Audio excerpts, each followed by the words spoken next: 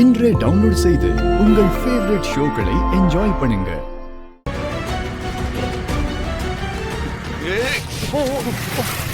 ஏய் கண்ணை எங்கடா வச்சுட்டு வர?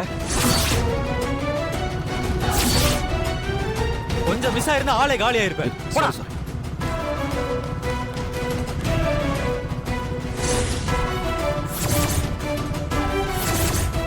அந்த கார்த்திக் மாதிரி இருக்கானே.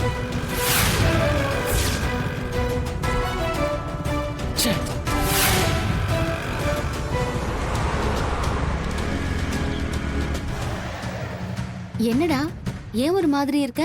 எனக்கு ஒரு சின்ன டவுட். என்னது? நான் வீட்டுக்கு வந்துட்டு இருந்தேன். அப்போ ஒரு ஆளு என் பைக்கு முன்னாடி இடிக்கிற மாதிரி வந்தான். அவன் முகத்துல மாஸ்க் போட்டிருந்தான். அதுல என்ன உனக்கு டவுட்? ஃபேஸ்ல டஸ்ட் படக்கூடாதுன்னு மாஸ்க் போட்டிருப்பாரு. அது இல்ல மாயா, அந்த ஆள் கண்ணு மட்டும்தான் பார்த்தேன். அவனை பாக்குறப்ப கார்த்திக் மாதிரி இருந்துச்சு. கார்த்திகா? அவன் தானான்னு எனக்கு கன்ஃபார்மா தெரியல. ஆனா அவனா இருக்குமோன்னு எனக்கு டவுட்டா இருக்கு.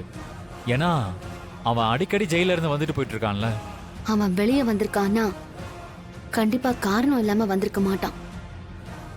நம்ம குடும்பத்தையோ இல்லனா தனாவையோ ஏதாவது பண்றதுக்கு தான் வந்திருக்கணும். ஆனா அவன் வெளியே வந்திருக்கான்னு எப்படி கன்ஃபார்ம் பண்றது?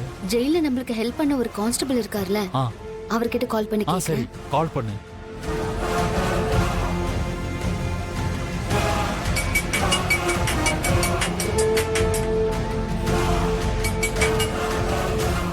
ஹலோ சார், நான் மாயா பேசுறேன். தெரியும் மேடம், நானே உங்களுக்கு போன் பண்ணலாம் தான் இருந்தேன். அந்த கார்த்தி இருக்கான்ல சார், அவன் ஜெயில விட்டு வெளியே வந்திருக்கானா? ஆமாமா, உங்களுக்கு எப்படி தெரியும்? என் ஹஸ்பண்ட் அவன மாதிரி யாரோ ஒருத்தர் ரோட்ல பாத்திருக்காரு. அதனாலதான் அவன் வெளியே வந்துட்டானான்னு கேக்குறதுக்கு உங்களுக்கு கால் பண்ணேன். அவன் இங்க இருக்க ஜெயிலர்கிட்ட பேசி வெளியே போயிருக்காமா. கண்டிப்பா அவன் எதை தப்பு பண்ண தான் போறான். சரிங்க சார், தேங்க்ஸ். தனாவுக்கு ஏதாவது ஆபத்து வரப்போகுதுன்னு நினைக்கிறேன். அதான் மாயா நானும் யோசிச்சேன். இரு, நான் தனாக்கு கால் பண்றேன். சொல்லு மாயா. தனா, வீட்ல இருக்கியா? எங்க இருக்க? வீட்ல தான் இருக்கேன். ஏன் கேக்குற? நீ டோரை முதல்ல லாக் பண்ணு. வெளியில எங்கேயும் போகாத. ஏன்? ஏதாவது பிரச்சனையா? இல்ல, சீனு வண்டியில வரும்போது ஒரு ஆள் மேல தெரியாம இடிச்சிருக்கான். அந்த ஆள் பாக்குறதுக்கு கார்த்திக் மாதிரி இருந்தான்னு சொல்றான். கார்த்திகா? இல்ல, கார்த்திக் தான் கன்ஃபார்மா தெரியல. எதுக்கும் நம்ம கொஞ்சம் சேஃபா இருக்கிறது பெட்டர்ல. சரி மாயா, நான் பாத்துக்கிறேன். நான் ஒரு தடவை எல்லாத்தையுமே செக் பண்ணிட்டு உனக்கு நான் அப்புறமா கால் பண்றேன். சரி. ஹலோ, யாரு? உனக்கு யமனா இருக்கிறவன்டா. டேய், நீ எப்படிடா ஜெயில இருந்து போன் பண்ற? ஜெயிலுக்கு அனுப்பிட்டா என்னால எதுவும் செய்ய முடியாதுன்னு நினைச்சியா? இனிமேதான் ஆட்டமே இருக்குடா. ஒவ்வொரு நிமிஷமும் உன்னை அழ வைக்கிறேன் பாரு. என்னடா பயம் காட்டுறியா?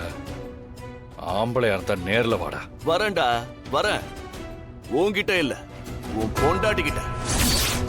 ஏய், என்ன மிரட்டுறியா? உன் பொண்டாட்டி நிறைய தடவை என்கிட்ட இருந்து மிஸ் ஆயிருக்கா. ஆனா இந்த தடவை விட மாட்டேன். அவளை தூக்குறேன்டா. ஏய், தனா பக்கம் போன உன்னை கொன்று வேண்டாம். அதையும் பார்க்கலாம். இன்னைக்கு அவளை தூக்குறேன். அப்ப தெரியும் நான் ஆம்பளையா இல்லையான்னு. டேய் டேய் டேய்,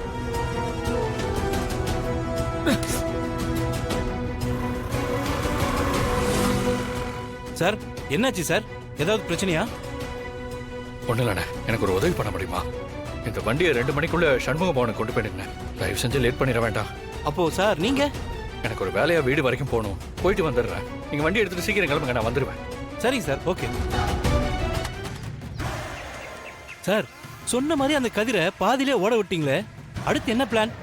அவன் பொண்டாட்டியை காப்பாத்துற அவசரத்துல தொழில மறந்துட்டு ஓடிட்டான். ஆனா அவனுக்கு ஆப்பு நான் இங்க வச்சிருக்கேன்னு இனிமே தான் அவனுக்கு தெரியும். மொத்த சிலிண்டரும் இந்த வண்டியில தானே இருக்கு. ஆமா சார், மொத்த சிலிண்டரும் இந்த வண்டியில மட்டும்தான் இருக்கு. ஆமா, இந்த சிலிண்டர்லாம் வச்சு நீங்க என்ன பண்ண போறீங்க? கதிர் டெலிவரியை சரியா பண்ணிட்டா அவன் அடுத்த கட்டத்துக்கு வளர்ந்துருவான். அப்படி வளர்ந்தா அந்த ஏஜென்சில ஈக்குவல் பார்ட்னர் ஆயிடுவான். அப்புறம் படிப்படியா வளர்ந்து பெரிய ஆள் ஆயிடுவான். அப்படிலாம் எதுவும் நடக்க கூடாது. இந்த டெலிவரி அவன் பண்ண முடியலனா அவனுக்கு ஆர்டரும் கிடைக்காத அவன் பார்ட்னரும் அவனை துரத்தி விட்டுருவான். அதனாலதான் இந்த மொத்த சிலிண்டரை எடுத்துக்கிட்டு நான் பாலக்காடுக்கு போறேன். பாலக்காட்டுக்கா? அங்க போய் என்ன பண்ண போறீங்க? அங்க ஒரு டீலர் கிட்ட இந்த சிலிண்டர் எல்லாம் விற்கிறதுக்கு நான் டீல் பேசியிருக்கேன். அதை நான் பாத்துக்கிறேன். Super sir. இதெல்லாம் கரெக்டா முடிச்சதுன்னா கதிரோட பார்ட்னர் அவன் கொடுத்த 5 லட்சத்தை இதுக்கு நஷ்ட ஈடா எடுத்துக்கிட்டு அவனை வெளியில அனுப்பிடுவான். அப்புறம் அந்த கதிர் திரும்பவும் டெலிவரி பாய் வேலை தான் பார்க்கணும். அது மட்டும் இல்ல, அந்த சண்முக பவன் ஓனரும் இவனை சும்மா விட மாட்டான். இவனுக்கு எங்கேயும் வேலை கிடைக்காத மாதிரி பண்ணிடுவான். எல்லாம் சரி, அந்த கதிர் வந்து என்ன கேட்டான்னா நான் என்னன்னு அவங்கிட்ட சொல்றது? நீ நான் சொல்றத அப்படியே சொல்லு. நீ வண்டியை ஓட்டிட்டு வந்துட்டு இருந்த, ஒருத்த வந்து வண்டியை நிறுத்தி உன்னை அடிச்சு போட்டு வண்டி எடுத்துட்டு போயிட்டான்னு சொல்லு. அது எப்படி சொல்ல முடியும்? எனக்கு தான் அடியே படலையே.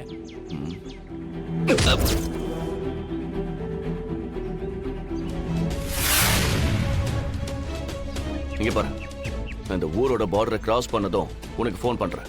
அதுக்குள்ள ஒருவேளை அந்த கதிர் கூட உனக்கு கால் பண்ணலாம். அவன் பண்ணானா நான் அவன்கிட்ட சொன்ன மாதிரி நீ அவன்கிட்ட சொல்லிடு. சார் கவலைப்படாதீங்க சார், எல்லாம் நான் பாத்துக்கிறேன். நீங்க கிளம்புங்க. வரேன்.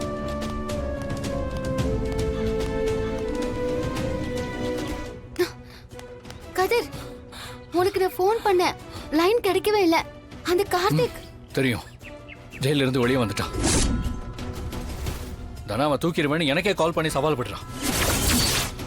ஏய், தனாவுக்கு எதுவும் ஆகல இல்ல? வா மேல போய் பார்க்கலாம். தனா, தனா, கதவை தர. தனா, தனா, யாரு? தனா, நாங்க தான் வந்திருக்கோம், கதவை தர.